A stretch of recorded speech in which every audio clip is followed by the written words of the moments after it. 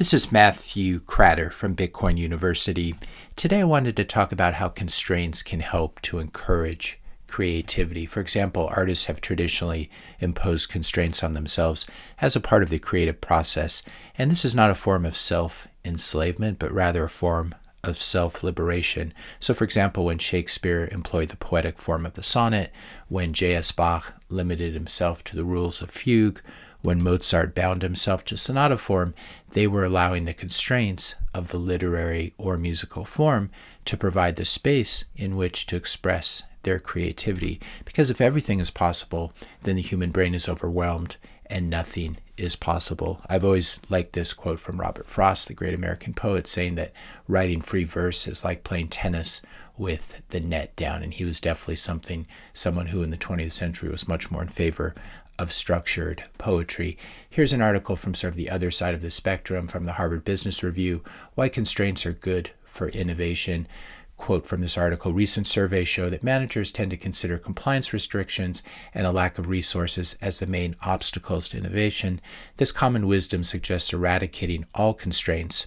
By getting rid of rules and boundaries, creativity and innovative thinking will thrive. Our research, however, challenges this wisdom and suggests that managers can innovate better by embracing constraints. We have reviewed 145 empirical studies, etc., etc. So Bitcoin is bound by many constraints as well. Bitcoin is very difficult to change. This is both by design and also sort of a historical result of all the skirmishes we've experienced, like the block size wars and the PTSD that comes with that. Bitcoin operates under its own constraints of consensus, and changing the Bitcoin consensus is a very difficult thing. It requires getting node operators, miners, hodlers, devs, exchanges, hardware wallet manufacturers, everyone on board. And forking Bitcoin is very, very difficult and can be destructive.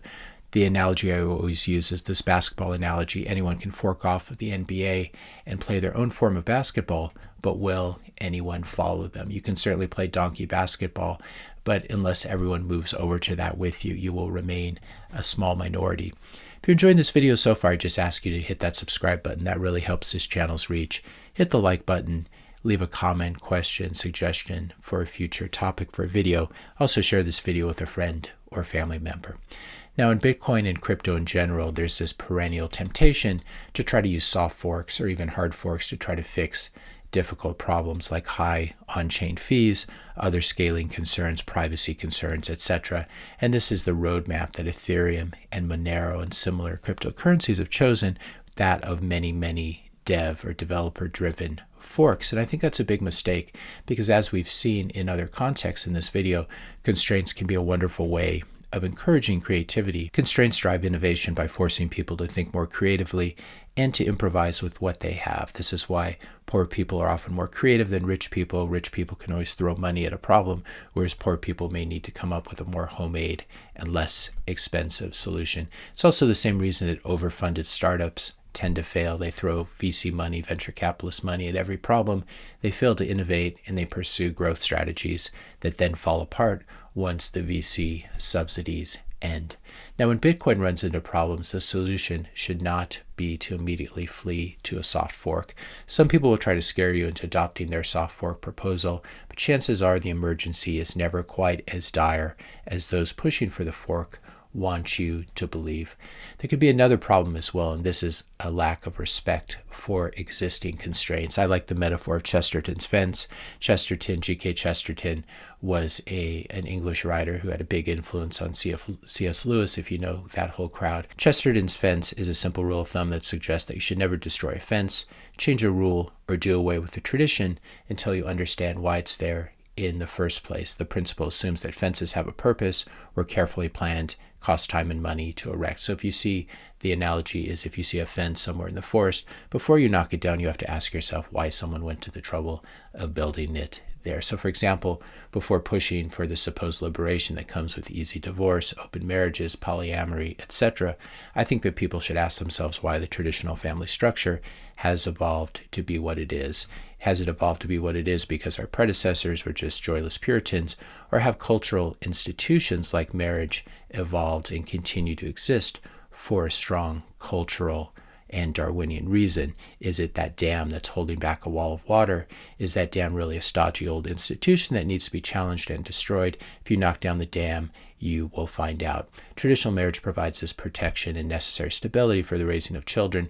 This Chesterton's fence is there for a reason. So this would be an example, a cultural example of Chesterton's fence. And of course, you can tear down these traditional fences that exist, but then you shouldn't act surprised when things begin to fall apart and the center cannot hold. Chesterton's fence exists for Bitcoin as well.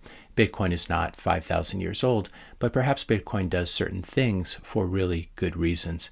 And here's an example of someone who showed a huge lack of respect for existing constraints. This was back in 2021 when Musk was trying to redesign Dogecoin to be a substitute for Bitcoin. This famous tweet, ideally Doge speeds up block time 10x, increases block size 10x, and drops fees 100x, then it wins hands down. This betrays a remarkable lack of awareness of the trade-offs that Bitcoin has made in order to remain decentralized, robust, and resistant to capture. And of course, Musk's proposals for Dogecoin just ended up getting a lot of people wrecked and did not create any real innovation. The thing is, large blocks, fast blocks are like LA freeways. No matter how many lanes you add, they will end up filling up with cars. I've always liked this tweet from Adam Back. It's genuinely surprising, but by all evidence, it appears very hard to significantly improve Bitcoin's fundamental design.